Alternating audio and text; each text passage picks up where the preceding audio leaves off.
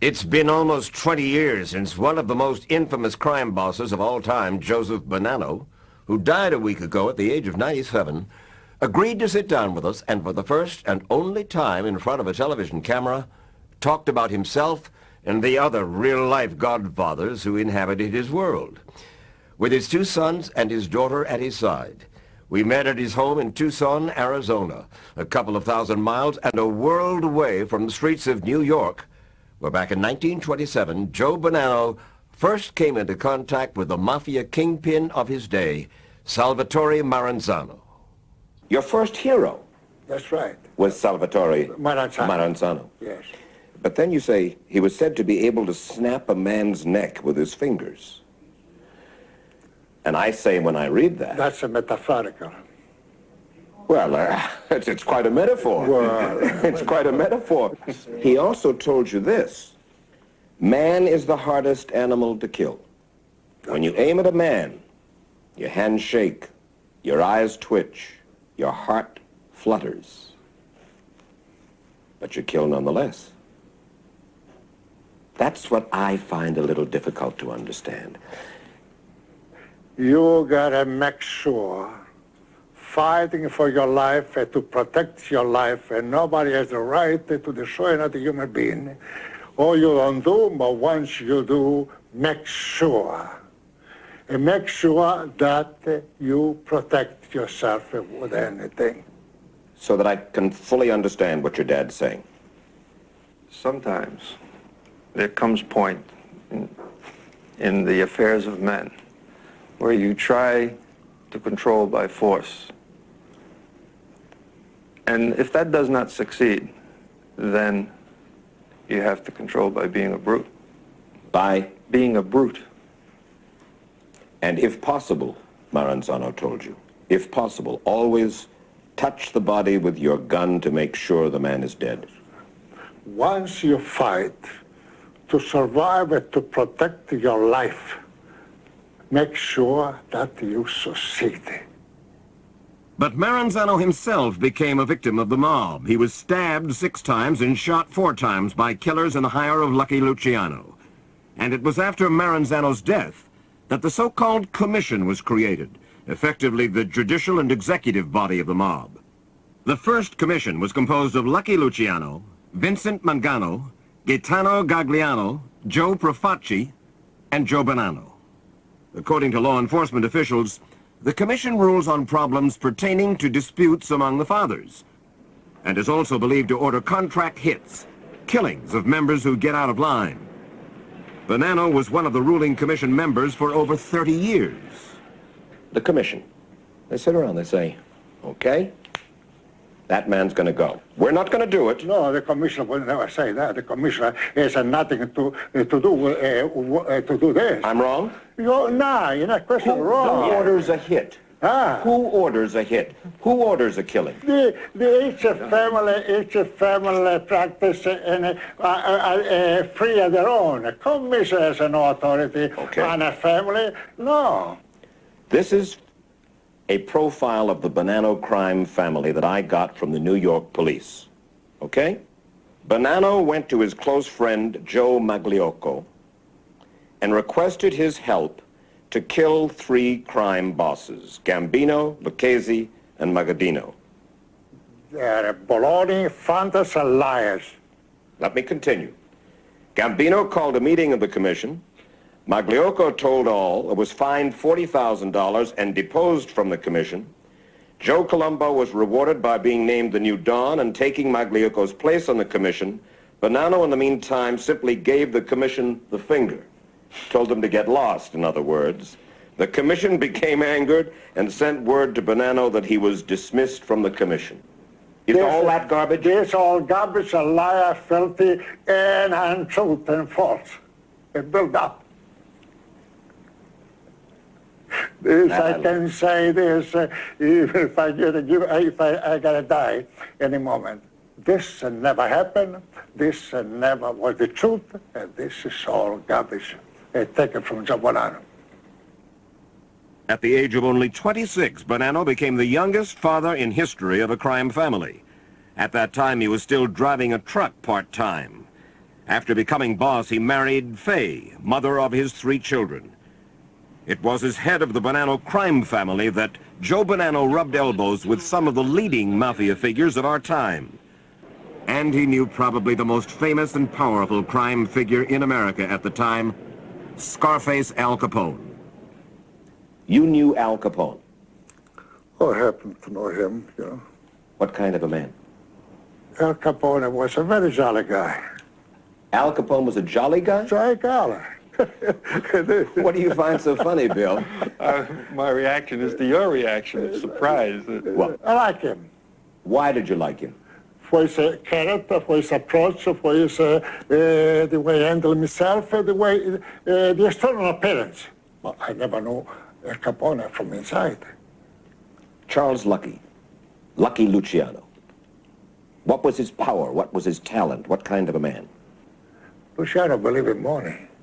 Luciano said, look, he believed in syndicate. That's what Luciano, he believed to make money.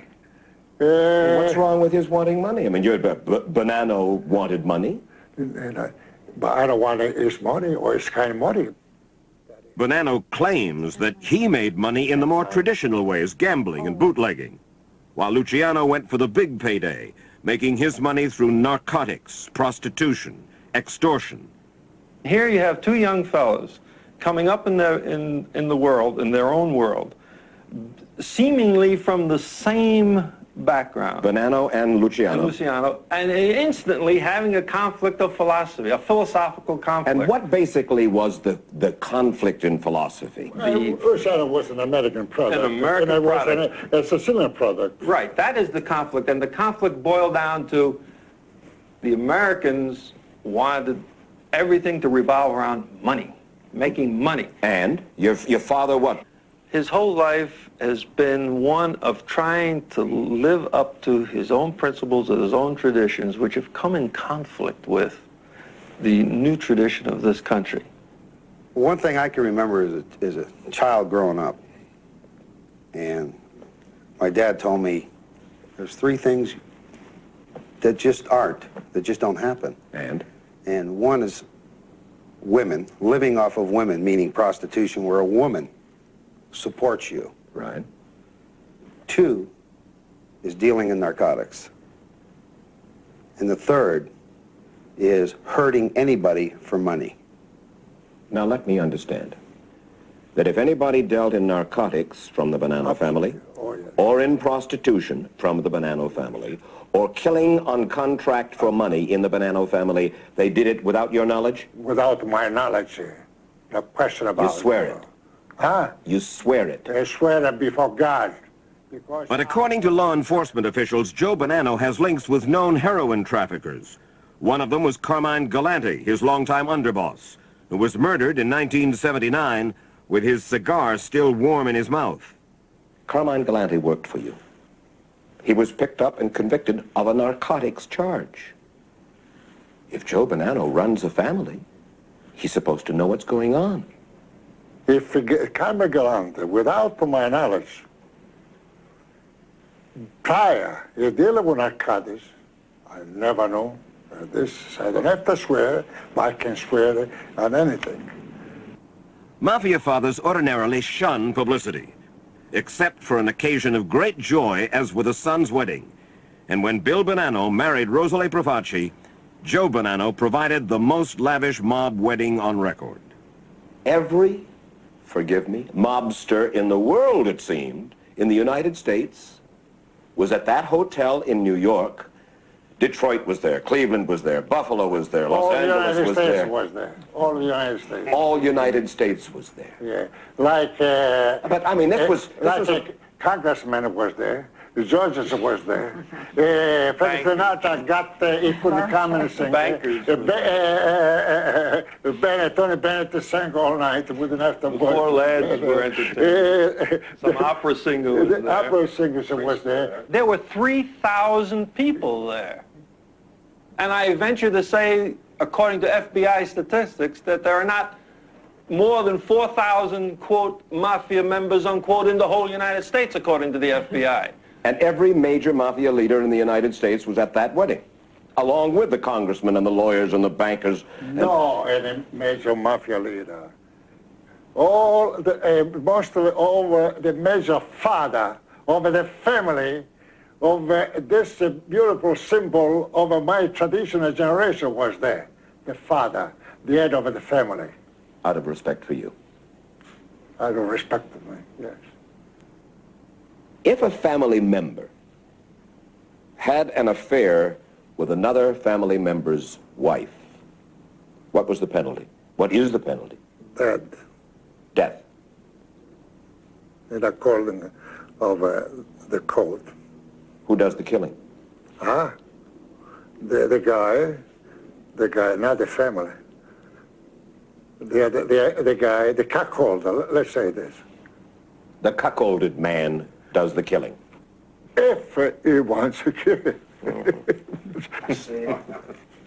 People have a funny idea. They think that this is a life of action. They think it's a very romantic life, not romantic in the romance sense, but actually the particular lifestyle that many people have become involved in over the years is really just a lifetime of waiting, tremendous lulls between moments of action. And I've never understood, Bill Bonanno, why you didn't turn your back on him and say, come on, a man of intelligence, yourself, attractive, gift of command, articulate, educated, and a hoodlum. Why? You know how many times I've asked myself that question? It all comes down to one thing.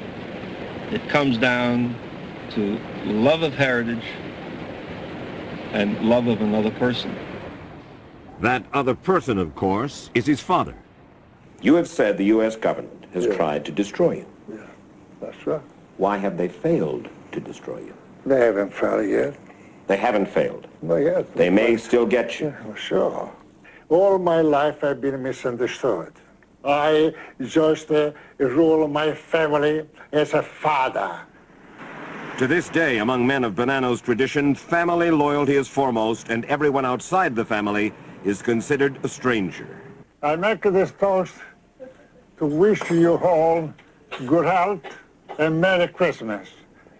You know why? Because I love you all. Oh, thank you. God bless. We'll second that. God bless you. God bless you. A footnote. For all the tales of Joe Bonanno's misdeeds, his crimes, the fact is that he spent just 26 months behind bars, convicted only of obstruction of justice and contempt of court.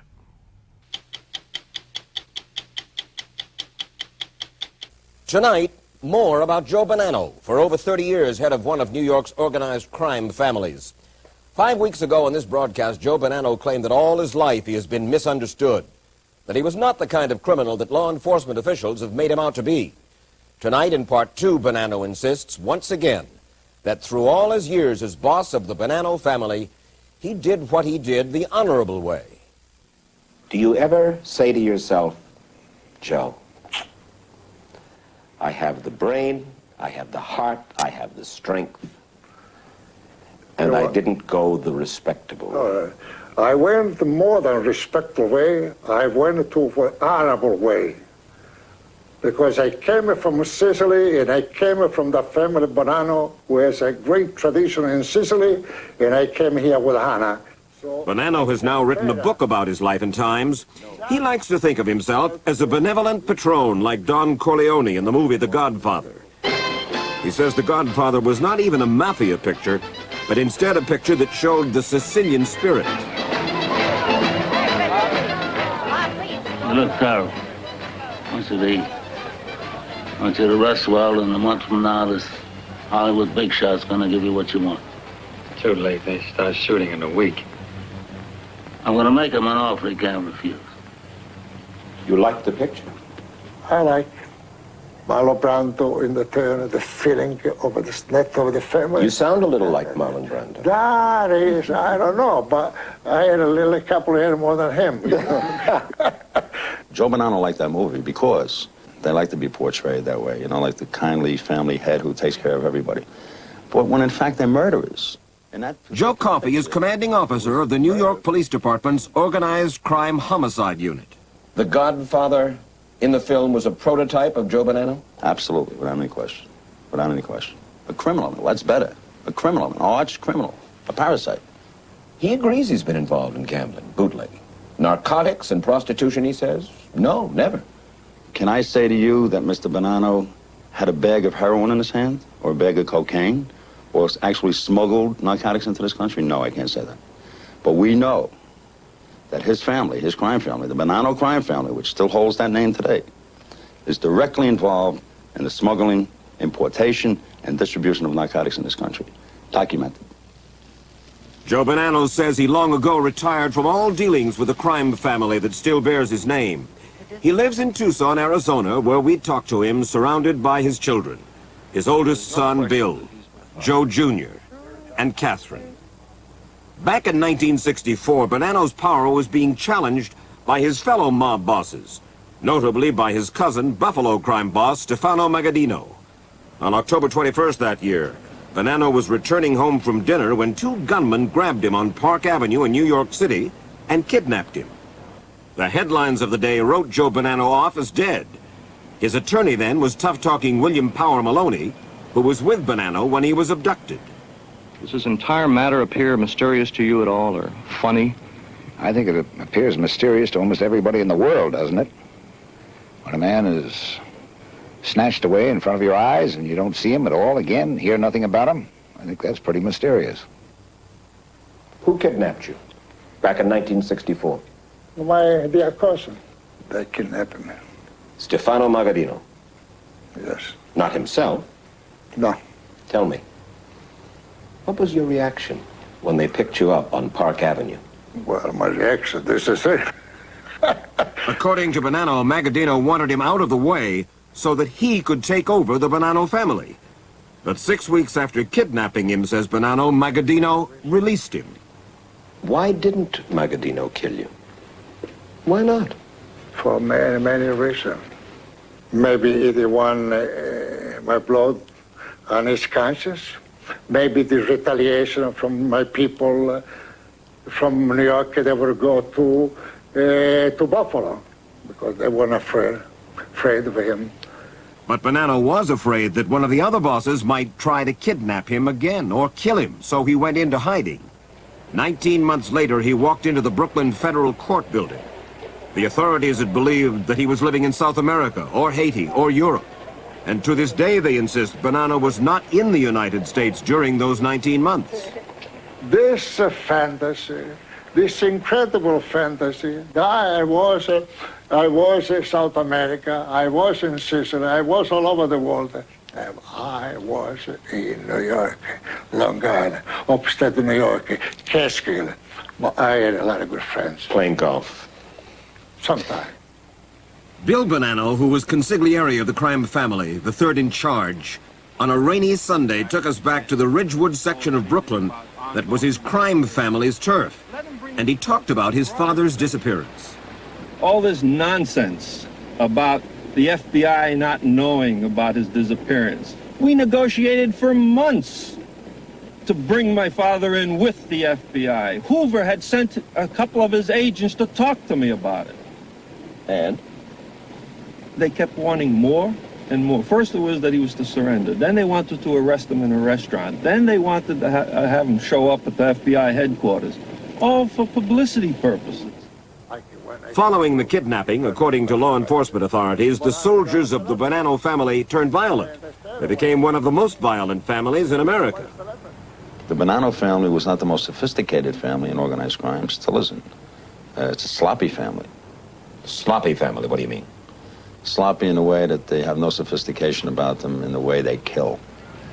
From the time Joe Bonanno disappeared in 1964 until the time he says that he retired from crime in 1968, a mob war was fought in the streets of Brooklyn. The Bonanno family against armies of mobsters from the other four New York City families. The war, in effect, was ridiculous from a law enforcement point of view. Bodies were dropping all over Brooklyn. Well, this is where the so-called Bonanno War took place, in which 20 of you were up against how many others? I don't know, pick a figure. No. 2,000, 3,000, 4,000. And you survived, most of you. Most of us, yes. And how many did you get on the other side? Never kept track. And Gaspar di Gregorio, who was your godfather, Right, he baptized you, was operating as a traitor, if you will, All right. for Stefano Magadino, Precisely. and trying to kill you. Precisely. Nice crowd.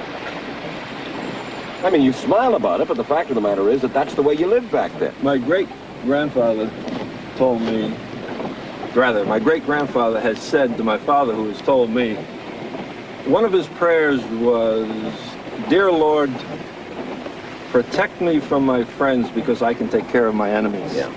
And I always remember that. Need I say more? This is the way I burn if I expose this organization. It was Joe Valachi back then who caused Joe Bonanno more problems than his fellow bosses. For it was Valachi, the low-level mob informant, who told a Senate committee and a national television audience that the man who made him in the mob, the man who was his godfather, was none other than... Joe Bonanno. Joe Bonanno? It happened to be my godfather. I never saw Joe Valachi in my life. He never saw my face. He was at the filthy, over the bottom level of this supposed to be mafia. Are you telling me, however, that there is no such thing as organized crime? There is no mafia? Certainly there is no... not. I am not telling you that. Organized criminal activity, Mike, is as old as American as apple pie. You go back to the James brothers, the Dalton gangs, Agreed. the turn-of-the-century Jewish gangs, the Irish gangs, the Italian element, and after the Italian element has run its course, the Italian ethnic criminals of this country are only one tile in a giant mosaic of organized criminal activity that this country has gone through. Now we have the blacks, we have the Puerto Ricans, we have the Cubans, we have the Colombians. I mean, it's an endless stream of activity that's, as I said, as American as apple pie. And it was bootlegging, which used to be as American as apple pie, that first filled the coffers of the Bonanno crime family in the 30s, gave them the capital to invest in other rackets. But Joe Bonanno says it wasn't just mobsters who got rich from bootlegging. Joe Kennedy was a bootlegger. A bootlegger? Yes, was smart. He made a lot of money. He was a partner with Frank Costello. Who was a partner of Frank Costello? Joe Kennedy. That allegation in Bonanno's book has been denied by a spokesman for the Kennedys, who says his late father-in-law, the head of the Kennedy family, who made a fortune in the liquor business, was not a bootlegger nor a partner of crime boss Frank Costello. During that same period in the 30s, Bonanno says he was made an offer he refused. He says he turned down an offer by mobster Lucky Luciano to cut him in on a piece of New York's garment district. He says the offer was made by Luciano as a token of friendship. What does that mean, offer Joe Bonanno Because a he was piece of the controlling garment? it. He was controlling it. Controlling what? Controlling it at that time, the garment district. The unions? The union, whatever, the amalgamated. But in 1968, Joe Bonanno says that he decided to retire from his life in crime, and he moved his year-round home to Tucson, Arizona, where the FBI began their most concerted effort to put him in prison. In 1975, an Arizona narcotics strike force team working with the FBI began to collect Joe Bonanno's garbage. A former FBI agent, Gene Amon, was with the strike force at the time of those garbage collections. Who came up with the idea of stealing his garbage? Well, first, the idea of stealing, of course, is repugnant to us because that wasn't the case, but... Wait a minute. You were in a garbage truck, you'd stop in front of his house, you'd Yes. take his garbage, Yes. you'd put other garbage into the can, put it back down, and you stole his garbage. That was public domain at that point and has been determined to be that by courts. Okay. Did we take his trash? Yes. It was my idea. What'd you learn about criminal activities as a result of this garbage inspection?